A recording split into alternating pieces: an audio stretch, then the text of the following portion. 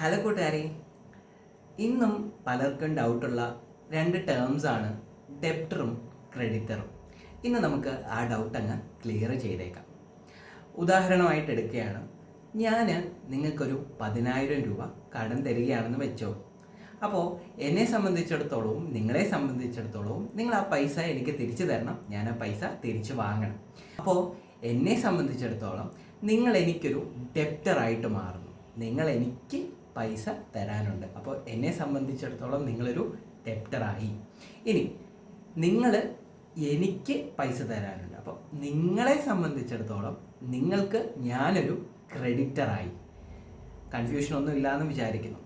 അപ്പോൾ എന്നെ സംബന്ധിച്ചിടത്തോളം നിങ്ങൾ എനിക്കൊരു ഡെപ്റ്ററായി, നിങ്ങളെ സംബന്ധിച്ചിടത്തോളം ഞാൻ നിങ്ങൾക്കൊരു ക്രെഡിറ്ററായി.